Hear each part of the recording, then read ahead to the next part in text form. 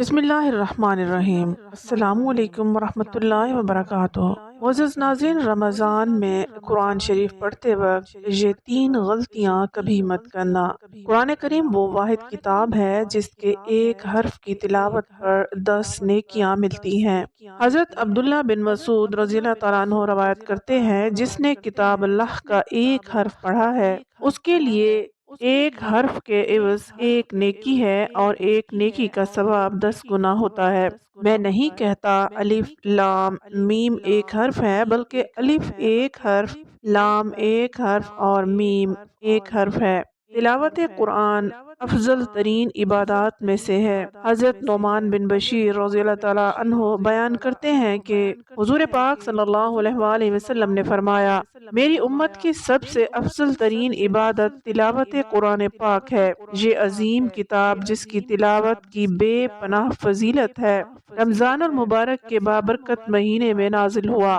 اس لحاظ سے قرآن حکیم اور رمضان المبارک کا آپس میں گہرا تعلق ہے۔ رمضان المبارک میں قرآن مجید کی تلاوت کرنے والا گویا اس تعلق کو مضبوط کرتا ہے۔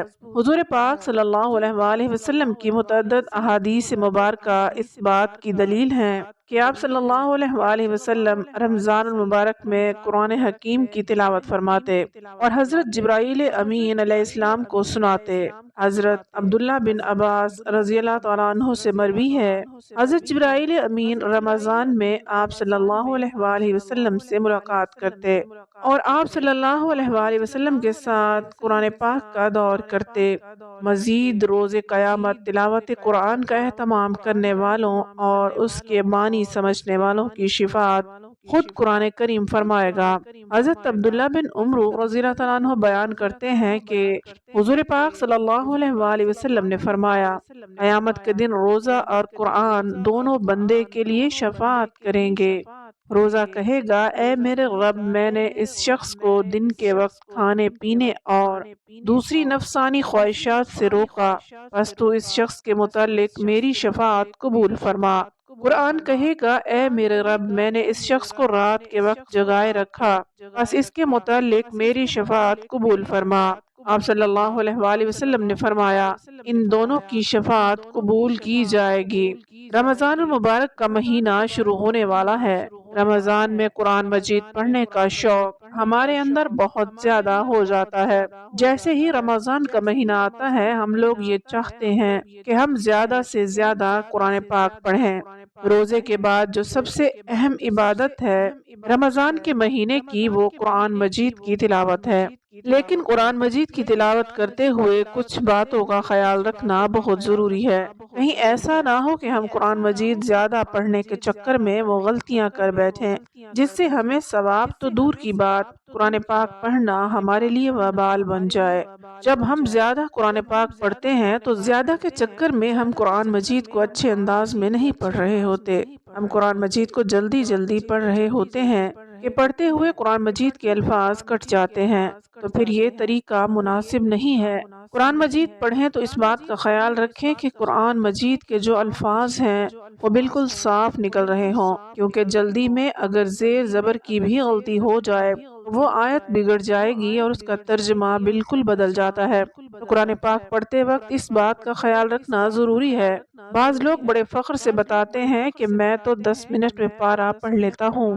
ایسا ہرگز نہ کیجیے، کیونکہ اگر آپ ان غلطیوں کی وجہ سے قرآن پاک کا ترجمہ غلط پڑھ لیں گے تو آپ بہت بڑے گناہ کے مرتکب ہوں گے اور سزا بھی کڑی سے کڑی ہوگی۔ اس کا بہت خیال رکھنا ہے، کیونکہ اللہ تعالیٰ قرآن مجید پڑھنے والے کی صفات دیکھتا ہے، اس کی مقدار ہرگز نہیں دیکھتا۔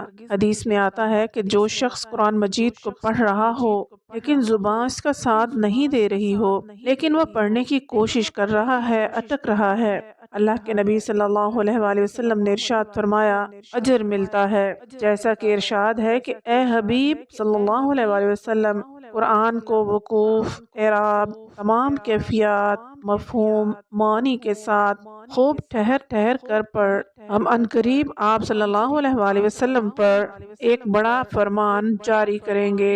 قرآن مجید کو صاف آواز میں پڑھنا چاہیے۔ قرآن مجید کو اکثر لوگ پڑھتے ہیں لیکن ہونٹ نہیں ہلتے کہ قرآن مجید کو آپ دل ہی دل میں پڑھ رہے ہوں، لیکن وہ قرآن مجید کی تلاوت نہیں کہلائے گی۔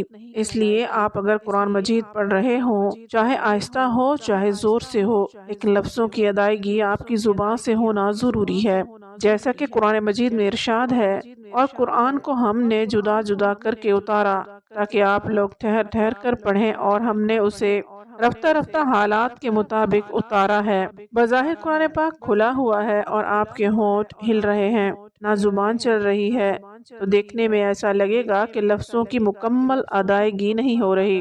اکثر لوگ بالکل ہونٹ بند رکھتے ہیں، ان کے ہونٹ حرکت نہیں کر رہے، بس نظریں چل رہی ہیں کہ بس لائنوں پر نظر چل رہی ہوتی ہے، تو یہ قرآن مجید کو صرف دیکھنا ہے، یہ قرآن مجید کو پڑھنا نہیں ہے، یا اس میں بھی دل میں پڑھا جا رہا ہے لیکن قرآن مجید دیکھنے کا ثواب تو ملے گا، دل ہی دل میں قرآن مجید پڑھنے کا ثواب مل سکتا ہے، لیکن قرآن مجید پڑھنے کا جو اصل ثواب ہے وہ نہیں ملے گا۔ اس لیے اگر آپ آہستہ سے بھی قرآن پڑھ رہے ہیں تو زبان سے آپ کے لفظوں کی ادائیگی ہونا ضروری ہے۔ تو یہ غلطیاں ہیں جو قرآن مجید کی تلاوت کرتے وقت ہم کرتے ہیں، جو ہمیں بالکل بھی نہیں کرنی چاہیے۔ حضرت ابو ہریرہ رضی اللہ تعالیٰ عنہ بیان کرتے ہیں کہ حضور پاک صلی اللہ علیہ وآلہ وسلم کے ساتھ حضرت جبرائیل علیہ السلام سال میں ایک دفعہ قرآن کریم کا دور کیا کرتے تھے، لیکن جس سال آپ صلی اللہ علیہ وآلہ وسلم کا وصال مبارک ہوا اس سال 2 مرتبہ دور کیا۔ پہلے آپ صلی اللہ علیہ وآلہ وسلم ہر سال 10 روز اعتکاف فرمایا کرتے ہیں، لیکن جس سال آپ صلی اللہ علیہ وآلہ وسلم کا وصال ہوا اس سال 20 روز اعتکاف فرمایا۔ اس حدیث کو امام بخاری، ابو داؤد اور نسائی نے روایت کیا ہے۔ حضرت عائشہ رضی اللہ تعالیٰ عنہ فرماتی ہیں کہ حضرت فاطمہ الزہرا رضی اللہ تعالیٰ عنہ تشریف لائیں اور ان کا چلنا ہو بہو حضور پاک صلی اللہ علیہ وآلہ وسلم کے چلنے جیسا تھا۔ آپ صلی اللہ علیہ وآلہ وسلم نے اپنی لخت جگر کو خوش آمدید کہا اور اپنے دائیں بائیں جانب بٹھا لیا۔ چپکے سے ان سے کوئی بات کہی تو وہ رونے لگی۔ میں نے ان سے پوچھا آپ کیوں رو رہی ہیں؟ پھر آپ صلی اللہ علیہ وآلہ وسلم نے ان سے کوئی بات چپکے سے کہی تو ہنس پڑی۔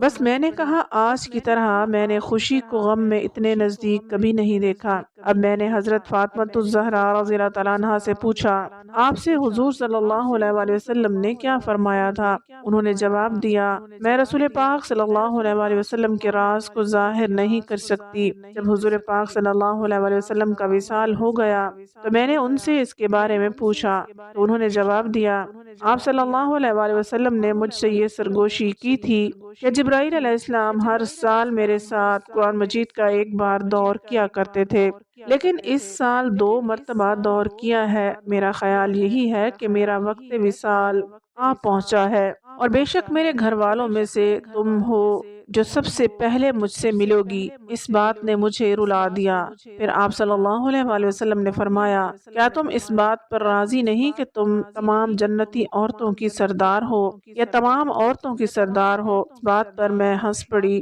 یہ حدیث متفق علیہ ہے۔ حضرت ابو ہریرہ رضی اللہ تعالیٰ عنہ سے روایت ہے کہ حضور اکرم صلی اللہ علیہ وآلہ وسلم نے فرمایا حسد، رشک تو بس 2 آدمیوں سے ہی کرنا جائز ہے۔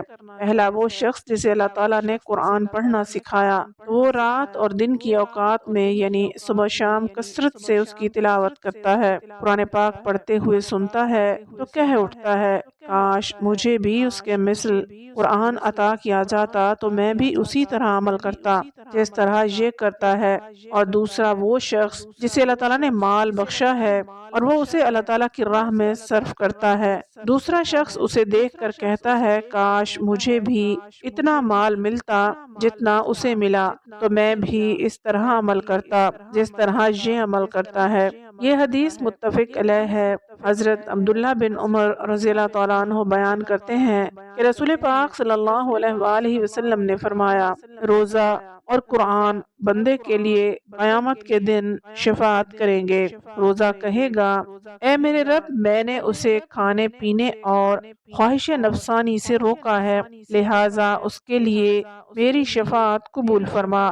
اور قرآن کہے گا، اے میرے رب، میں نے اسے رات کے وقت نیند سے روکے رکھا اور قیام میں مجھے پڑھتا رہا، سنتا رہا، یاد رہے کہ اس کے حق میں میری شفاعت قبول فرما۔ رسول پاک صلی اللہ علیہ وآلہ وسلم نے فرمایا، دونوں کی شفاعت قبول کر لی جائے گی۔ اللہ تعالی ہم سب مسلمانوں کو دین اسلام کی سمجھ بوجھ نصیب فرمائے اور ہمیں اس پر عمل کرنے کی صدق دل سے توفیق عطا فرمائے، آمین۔